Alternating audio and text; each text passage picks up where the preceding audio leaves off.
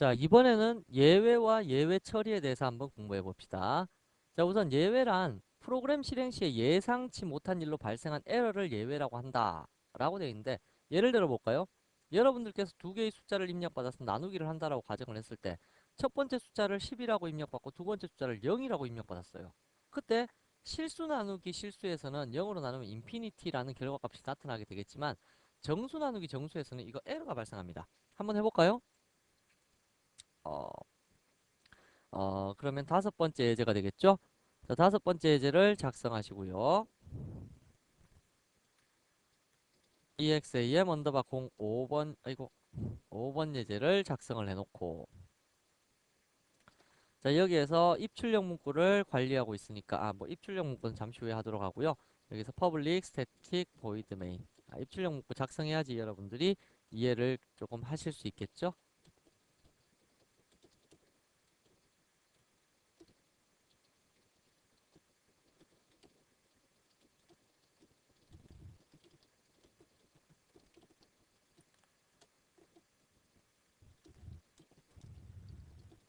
자, IO 패키지에서 import. 자, 그러면 다음과 같이 되어 있을 때 인티저 수1이라는 값하고요, 수2라는 값하고 그 다음에 TOT라는 값 전부 다 인티저로 했습니다. 자, 이렇게 했을 때 만약에 system.out.print 수1의 값을 입력받으십시오 해서 수1에다가는 인티저 parseInt.readLine 이렇게 입력을 받았고요. 두 번째 수2는 인티저.parseInt 인점 리드라인. 자, 요렇게 입력을 받았다고 가정합시다. 그때 TOT에다가는 수1 나누기 수2 라는 값을 집어넣고 결과값으로는 수1 플러스 TOT를 다이렉트로 출력하시면 되겠네요.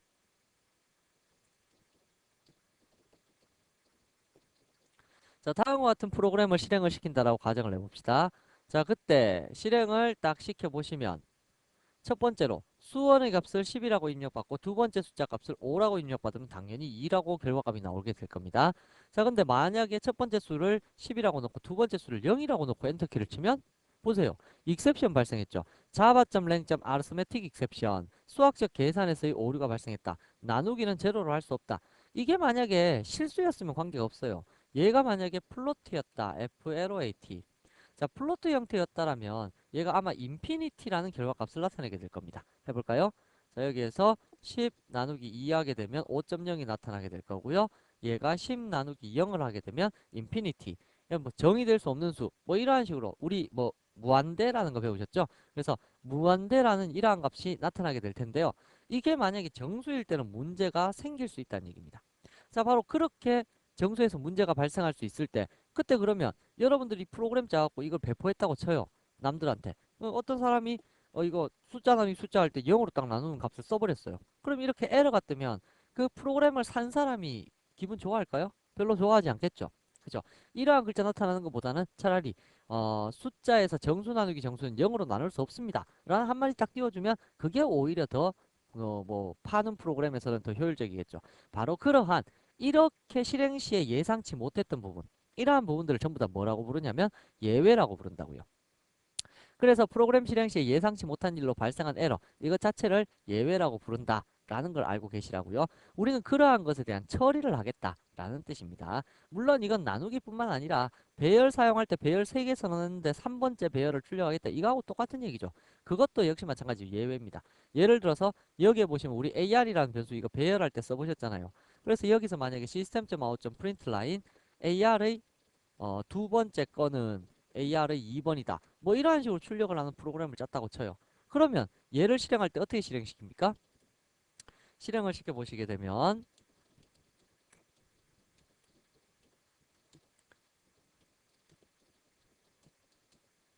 이쪽이 아니죠.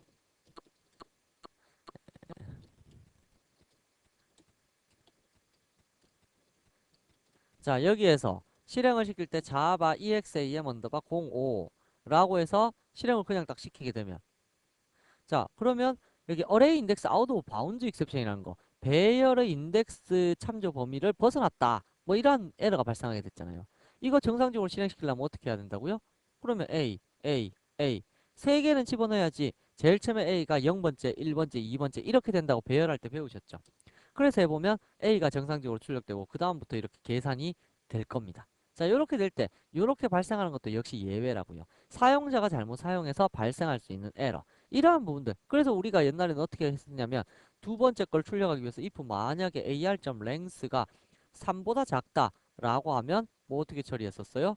out.println usage 이렇게 사용하십시오. 어떻게 해요? exam 언더바 05 자바라는 글자 먼저 적고 그 다음에 여기에 매개 1, 매개 2, 매개 3 적어도 3개의 이러한 매개 변수는 집어넣고 실행을 시켜라 라는 식으로 띄워주고 exit 이렇게 처리한다라고 앞에서 한번 배워보셨잖아요. 그래서 매개 변수를 적어도 3개는 넣어야지만 실행이 될 것이다. 그래야지만 두 번째 게 출력이 될 수 있겠죠. 바로 이렇게 되는 부분에서 이제 if문 같은 거 쓰지 않고 여기서도 물론 저거 처리할 수 있죠. 숫자를 0으로 나눌 수 없다라면 여기에서도 if문 쓸 수 있죠. if 만약에 수2가 0과 같으면 뭐 system.out.println 0으로 나눌 수 없습니다. 뭐 이런 식으로 해놓고 또 정상 종료 system.exit 뭐 이렇게 처리할 수도 있는데 if문으로 이렇게 처리하는 부분은 전부 다 C 언어에서 비롯된 그 예외 처리 방식입니다. 근데 자바에서는 예외 자체를 클래스로 제공하고 있기 때문에 우린 이렇게 처리한 예외를 좀 더 고급스럽게 한번 다뤄보자. 그게 지금 이번 파트의 중요한 관건이라고요. 자, 그래서 예외 처리에 관련된 예약어가 몇 가지가 있냐면 세 가지가 있는데 throw라는 예약어, throws라는 예약어, 다음에 try, catch, final이라는 예약어가 있습니다.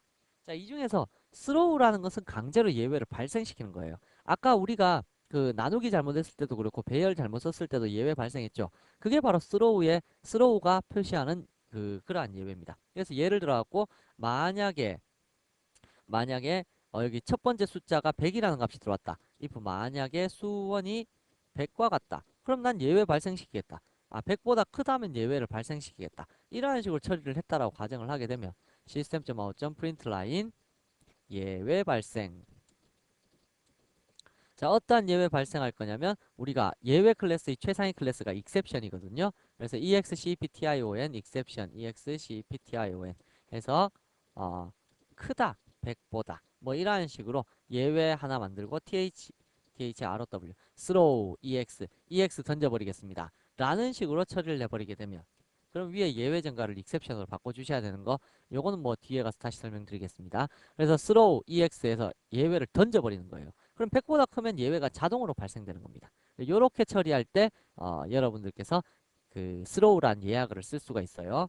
그래서 이렇게 처리해 보시게 되면 100보다 작을 때는 뭐 관계가 없습니다. 관계없이 처리가 되겠지만 그렇지 않고 100보다 큰 경우에 110 뭐 이런 식으로 넣어주시게 되면 예외 발생이라고 해서 아까 우리가 시스템에서 예외 발생이라는 거 이러한 모양 보셨죠? 요게 예외라 그랬잖아요. 이러한 예외가 강제적으로 발생되는 거. 그게 여기에 있는 예약어 중에 throw란 예약어입니다. 그래서 이러한 형태는 여러분들이 잠시 후에 사용자 정의 예외 요거 만들 때 한번 살펴보실 수 있게 될 테니까요. 그때 가고 throw 다시 한번 살펴볼 거고요. throws라는 것은 특정 메소드에 있어서 예외를 처리하는 것이 아니고 예외를 통과시켜 주는 겁니다. 그래서 예외 정가 우리 이거 처음부터 했었죠. iOS는 그 순간부터 했었었는데 요 메소드 내부에서는 요 에러를 그냥 통과 좀 시켜달라. 그냥 프로그램 난 그냥 이렇게라도 처리하고 싶다라고 해서 전가를 시키는 방식인데요. 자, 예외를 전가를 시킬 때도 여러분들이 한 가지 주의하실 점은 예외를 전가시키게 되면 그 예외를 받는 다음 메소드에서는 예외가 또 발생하게 됩니다. 그래서 이건 지난번에도 한번 설명드렸던 바가 있긴 한데요. 예를 들어 갖고 이러한 형태를 얘기하는 거죠. 예외 전가는 예외 처리가 아닙니다. 처리가 아니고 예외를 전달시키는 그러한 형태인데요. 보통 예외를 묶어서 처리할 때 예외 전가 방식을 많이 씁니다. 예를 들어 클래스 뭐라고 할까요?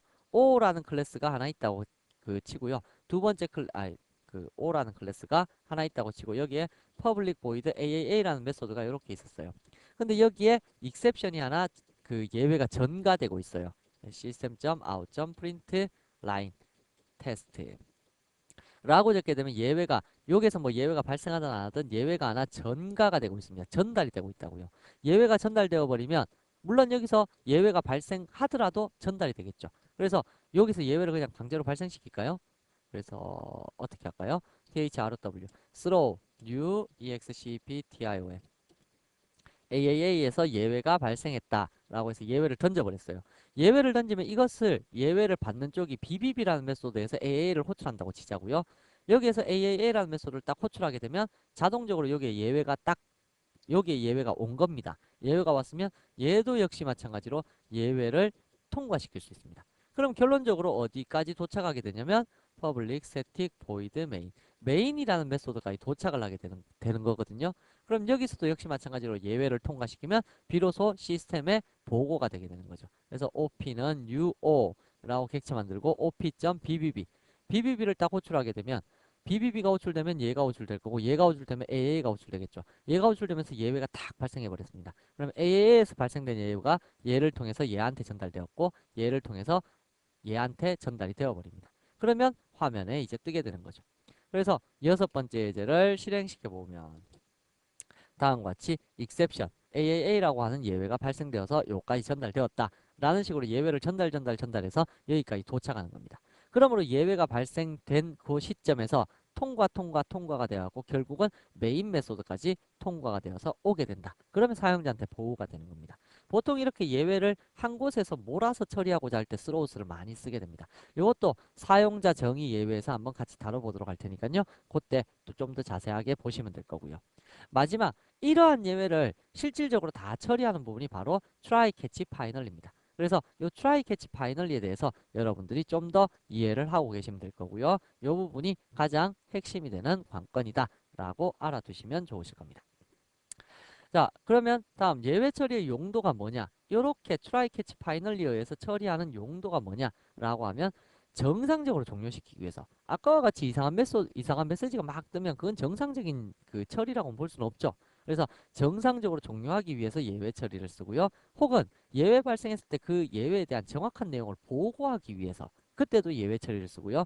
다음 예외 발생했을 때 무시하고 계속 실행할 때 나는 예외 발생했지만 이게 뭐 이 프로그램에서 별로 중요한 것도 아니고 그냥 무시하고 계속 실행했으면 좋겠다 라고 했을 때 계속 실행을 위해서도 예외 처리를 하게 됩니다.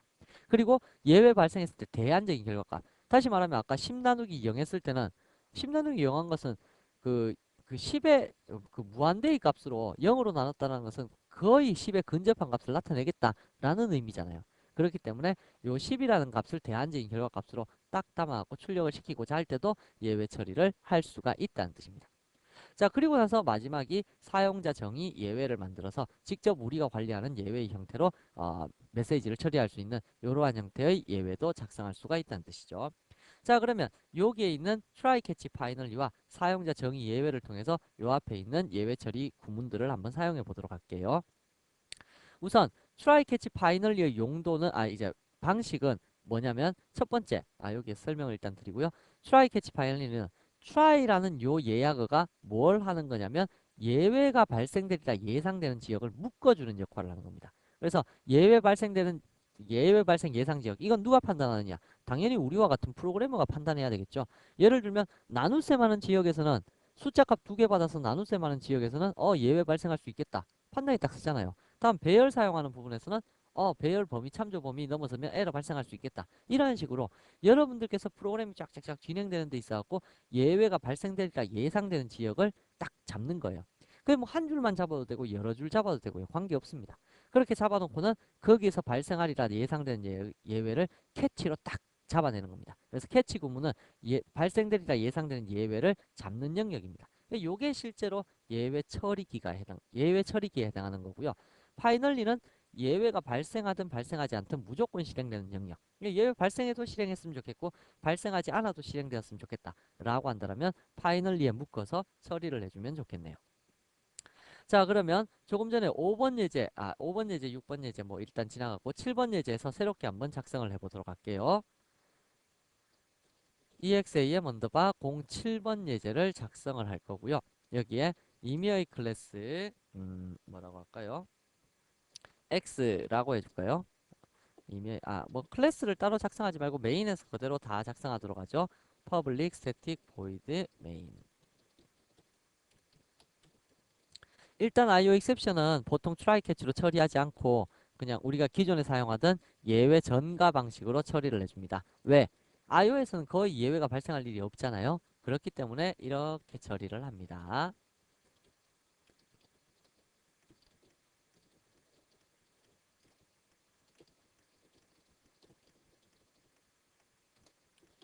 자, 다음과 같이 해놓고 조금 전과 마찬가지 수1이라는 값하고 수2라는 값하고 다음에 TOT라는 값을 이렇게 선언을 해두도록 하자고요. 그런 다음 system.out.print 수1은 해서 입력을 받아봅시다. 수1은 integer.parseInt.readLine. 자, 우선 여기만 살펴보더라도 여러분들께서 무엇을 생각해 볼 수 있냐면요. 수원이라는 값을 입력받을 때 만약에 요 영역에 숫자가 아닌 문자열이 들어왔다. 그러면 어떻게 됩니까? 여러분들 요것만 딱 실행시켜 볼까요? 요것만 실행을 시켜 보더라도 실행을 딱 시켜 보시게 되면 여기에 숫자 값이 들어오면 당연히 잘 끝납니다. 근데 만약에 실행을 시켰는데 ASDF와 같은 문자열을 집어넣었다 라고 하시게 되면 에러가 발생하죠. 무슨 에러가 발생합니까? 넘버 포맷 익셉션, 넘버의 숫자의 포맷 자체가 잘못되었다. ASDF라는 문자열은 바꿀 수가 없다. 그러한 뜻입니다. 이러한 예외가 발생하게 되면 이러한 예외 사용자가 언제든지 발생시킬 수 있는 거죠.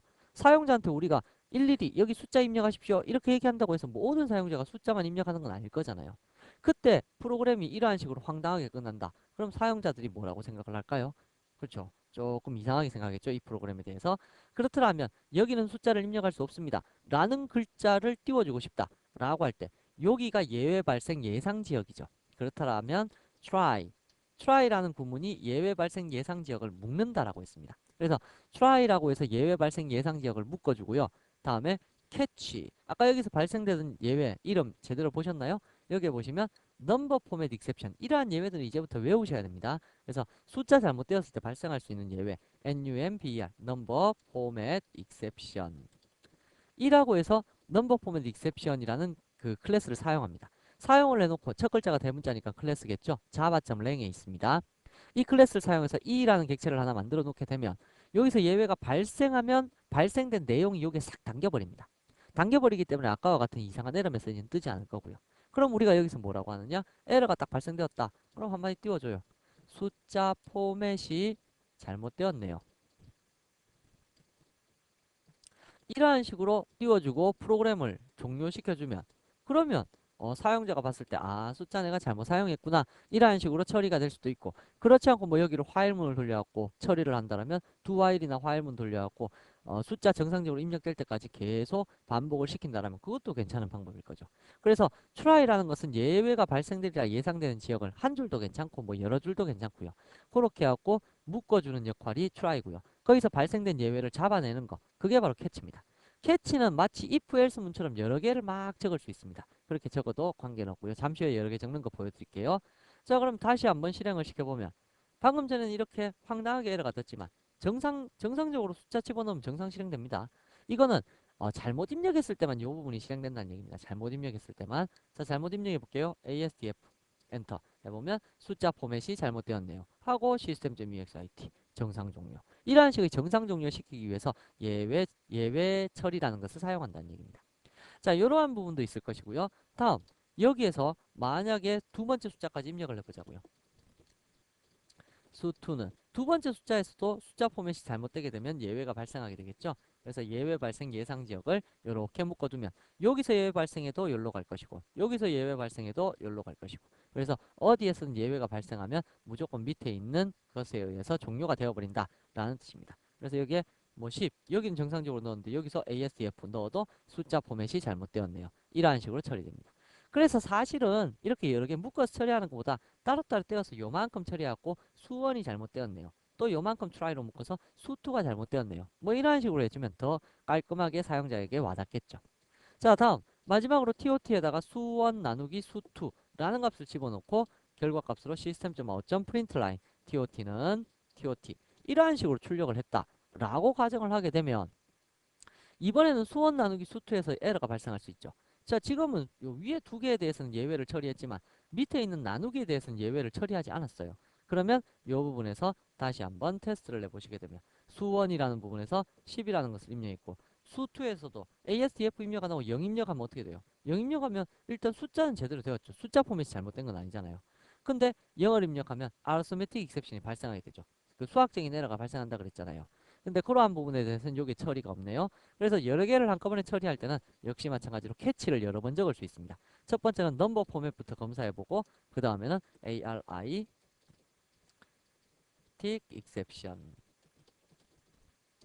이러한 식으로 여러분들께서 원하는 예외를 여러 개를 적어서 표시할 수 있습니다. 이거는 나누기가 잘못된 거죠. 나눗셈에서 0은 사용할 수 없습니다. 뭐 이러한 식의 에러가 발생될 수 있도록 이렇게 만들어 주시면 좋겠네요.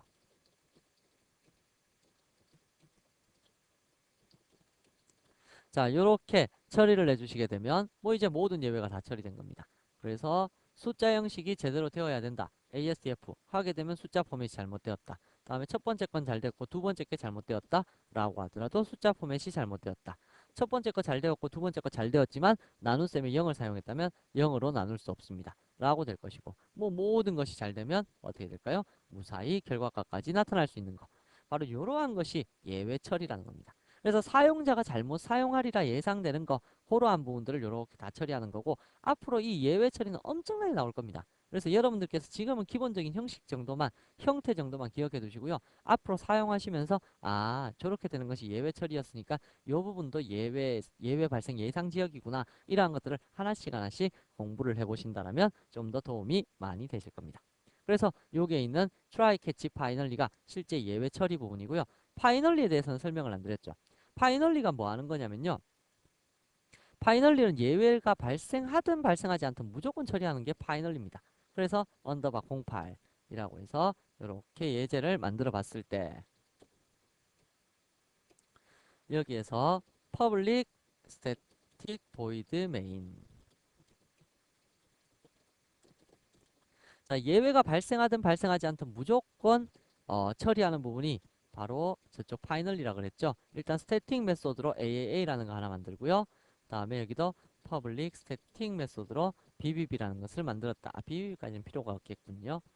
자, 이렇게 만들었다라고 가정을 했을 때 여기에 try, catch, exception 처리할 수 있도록 만들고 여기서 system.out.println A라는 것을 먼저 찍었고요.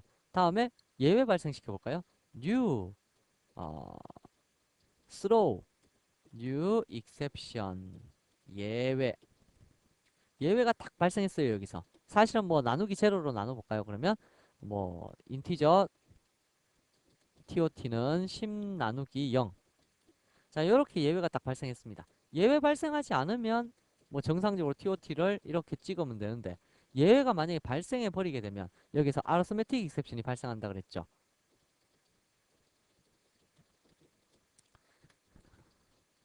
그래서 수는 0으로 나눌 수 없습니다.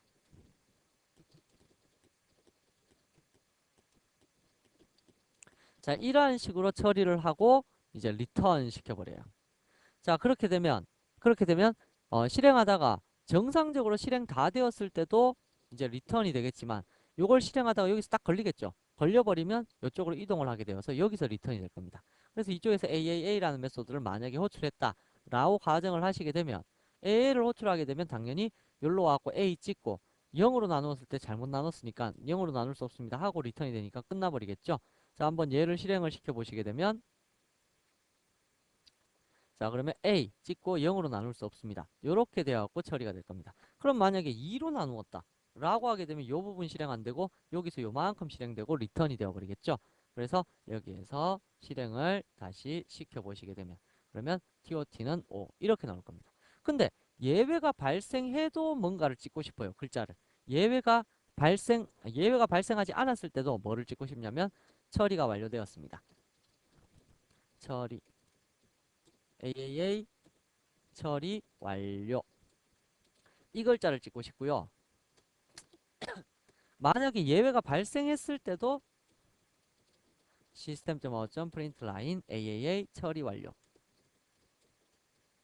자, 예외가 발생하지 않아도 처리 완료라는 글자를 찍고 싶고 예외가 발생해도 AA 처리 완료라는 글자를 찍고 싶어요.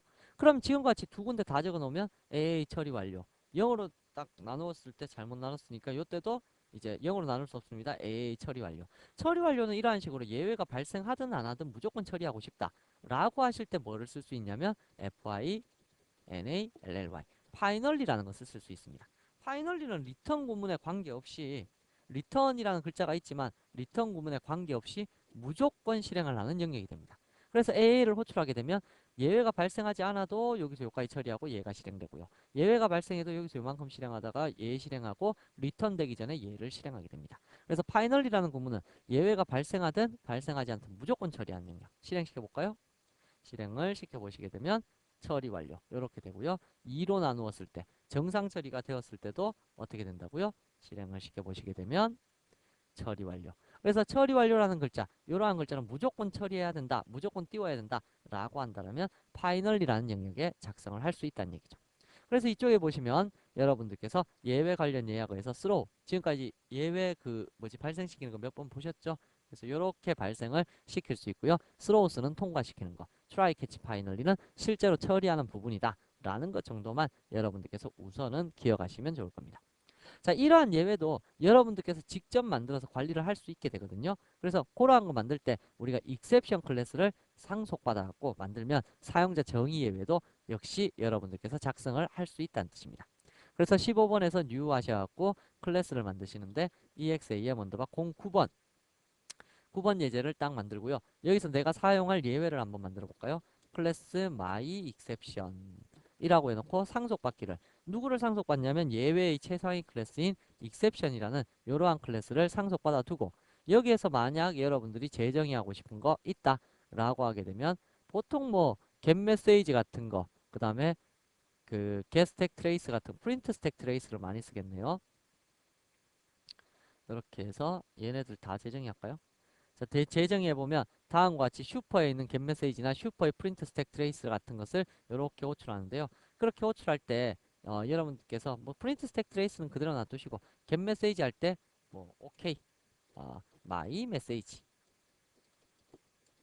뭐 이러한 식의 문구를 살짝살짝 바꿔갖고 myException을 처리해준다 라고 하시게 되면 재밌는 결과를 볼 수 있습니다. 그래서 getMessage만 지금 처리했으니까 나머지는 일단 뭐 지우죠. 나머지는 디폴트로 사용할 수 있도록 할 거고요. 상속입니다. 상속. 자, 그래 놓고 public static void main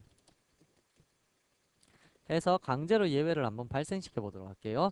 try catch 잡아내는 건 my exception으로 잡아내게 될 거고요. my exception에서 system.out.println message message는 e.getMessage 라고 해서 e로부터 getMessage를 여기에 뽑아냅니다. 그러면 myMessage가 되돌아오겠죠. myMessage라고 해서 뒤에다가 슈퍼.getMessage 할까요? 메시지 안 뜨면 좀 그래 보이니까. 그래서 여기서 예외를 그냥 발생시켜 볼게요. 어떻게 할 거냐면 무슨 예외 발생시킬까요? 뭐 그냥 다이렉트로 발생시킬까요? throw new my exception 해서 테스트 예외. 자, 이러한 식으로 예외를 new my exception 해서 발생을 시킨다라면 문자열을 받는 걸 만들었네요. public